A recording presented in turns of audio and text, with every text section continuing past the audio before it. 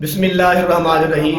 मेरे प्यारे मुसलमान भाइयों, पहला वीडियो देखो, उस तो बाद तुहाडे सामने तुहाडे प्यारे भाइयों सामने कुछ बात अर्ज करने यार। बड़ी अजीब बात है, चोखी अजीब बात है। बाकी सियाणे आंदे हुंदे सन कि जदों अल्लाह पाक किसी दा बेड़ा गर्क करन लगदा ना, अल्लाह नूं डांगा नहीं मारदा, अल्लाह दी मत मार छड्डदा। ते सियाणे ए भी आंदे हुंदे हन कि पहुंची वहां पर खाक जहां का खमीर था। आ वीडियो देखो, उस तो बाद तुहाडे नाल गल करने। ये जो मैंने चप्पल तैयार किए है ना, इसका नाम मैंने रखा है कैदी 804 खान साहब के लिए। ये पेटल लेदर मैंने लगाए, ये 2 कलर में है और इस पे जो नंबर लिखा है वो खान साहब का जेल का, अटक जेल का ये नंबर है जी। जनाब वीडियो देख लीजिए कि बाबा जी ने जुत्ती बनाई है, उत्ते लिखा है कैदी नंबर 804।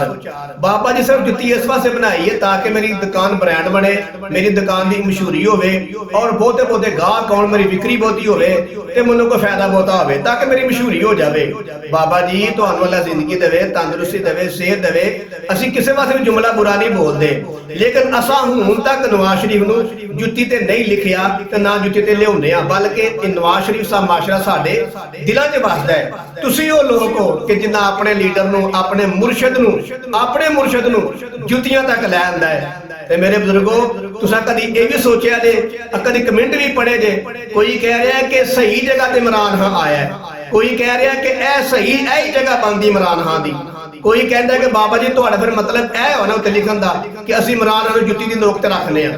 कोई कह रहा है कि सही जगह ते मिट्टी पहुंची है, जिथों खमीर लिया गया सी उत्थे ही मिट्टी पहुंची है। कोई कह रहा है कि इहदा असल जगह दी ऐ ही है। बाबा जी कमेंट भी पढ़ो जरा, तुहानूं अल्लाह खुश रखे। ते तुहाडे वर्गे पहला भी 1-2 बाबे आए हन। वो एक बाबा आया सी, वो बड़ा शोर पांदा ही, पीटीआई दा लिबास पाया उस रंग दा, ते आंदा ही कि अगर अदम इतमाद वाले कामयाब हो गए तो नून लीग वाले मेरे प्यो लगणगे, मेरे प्यो लगणगे, मेरे प्यो लगण। बड़े खप ते बड़ा शोर पांदा सी। जदों अदम इतमाद कामयाब हो गए ना, ते कहंदा ही मैनूं पता की कि उहने कामयाब हो जाना है, मैं माफी मंगना, इस तो बाद मैं पक्का नून लीग दा। तुहाडे वर्गे पहला बाबे भी आए ने ते अल्लाह ताला ने उहदा दिमाग ठीक कर छड़िया। लेकिन वेख लो कि तुसां अपने लीडर नूं, अपने रहबर और रहनुमा नूं, अपने पीरो मुर्शिद नूं कित्थे लैंदा है। अल्लाह माफ फरमाए, कोई अपने पीरो मुर्शिद दा नाम ही ओहदा मुखफ़फ़ जिहड़ा है क्या जुत्ती ते लिखदा है? तुसां कदी ये भी सोचा है कि लोग की समझण लग पैणगे, हुण लोग जुत्तियां पाणगे इमरान खान दे मुखफ़फ़ दियां, ते कित्थे आएगा? पैरां थल्ले ही आएगा ना। अगर कोई होर लिखदा इमरान खान दा, तुसां कहना है जनाब नहीं, ये इमरान खान साडी रेड लाइन है, तुसां गलत कीता है, ये लिफाफे हो तुसीं, पटवारी हो तुसीं चोर डाकू हो, तुहां सानूं ए ताने मारने हन।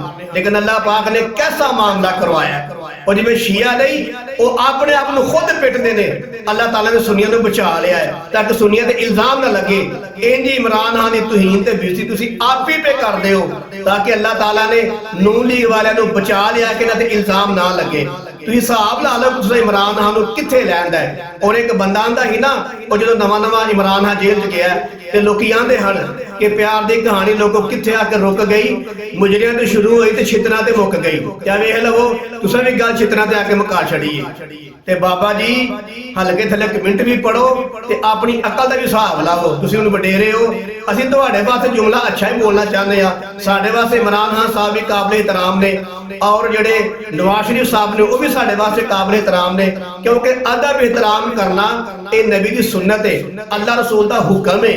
लेकिन किनू छितरां ते लिखना, बद ज़बानी इस्तेमाल करना, बद अखलाकी करना, ये रब भी मना करता है ते मेरे कमली वाले भी मना करते हैं सल्लल्लाहु अलैहि वसल्लम। लेकिन बाबा जी वेख लवो, तुसां अपनी मशहूरी वास्ते, अपनी दुकान की सेल करने वास्ते, अपनी दुकान वास्ते कुछ यानी कि उन्होंने ब्रांड बनाने वास्ते इमरान खान साहब नूं कित्थे लैंदा है। ते ऐ जो शऊर जिहड़ा तुहानूं इमरान खान साहब ने दिता है, अगर कोई होर करदा तुहानूं किन्नियां मां भैन दी दिन रात गालां कड्ढणीਆਂ हन। अल्लाह ने तुहाडे कोलों काम करवा लिया है ताकि पता लग जाए कि तुहानूं इमरान खान ने शऊर भी इन्ना दिता है ते तुहाडी अकल भी इन्नी के। ते बाबा जी तुहानूं वैसे इंज नहीं करना चाहिए, जुत्ती दे उत्ते ओहदा मुखफ़फ़ नहीं लिखना चाहिए। हुण नून लीग वाले की करनगे, ओह जुत्ती खरीदणगे ते तंज़िया तौर ते खरीदणगे। जिहड़े नून लीग वाले ने ये हुण जुत्ती खरीदणगे कैदी नंबर 804 ते खरीद के कित्थे पाणगे? पैर दी पानी ने ना। जी हाँ, ते मैं तो यह सोचना पिया कि ए जेडे ने ना पीटीआई वाले मेरे प्यारे भाई, ये माड़े नहीं, बड़े अच्छे लोग ने, बड़े प्यारे लोग ने माशाअल्लाह। क्योंकि प्यारे मैनूं तां लगदे ने कि इन्हां दी प्यारे शौर ही कोई नहीं कोई भी कि असां अपने बंदे नूं इज्जत किवें देनी है। बेइज्जती करके समझते ने कि इज्जत है, ਉਹਨੂੰ ਪੈਰਾਂ 'ਚ ਲਿਆਓ ਕੇ ਜੁੱਤੀਆਂ ਤੇ ਲਿਆ ਕੇ ਸਮਝਦੇ ਨੇ ਕਿ ਇੱਜ਼ਤ ਹੈ। ਉਹ ਮੇਰੇ ਪਿਆਰੇ ਭਾਈਓ, ਇਹਨੂੰ ਇੱਜ਼ਤ ਨਹੀਂ ਆਂਦੇ।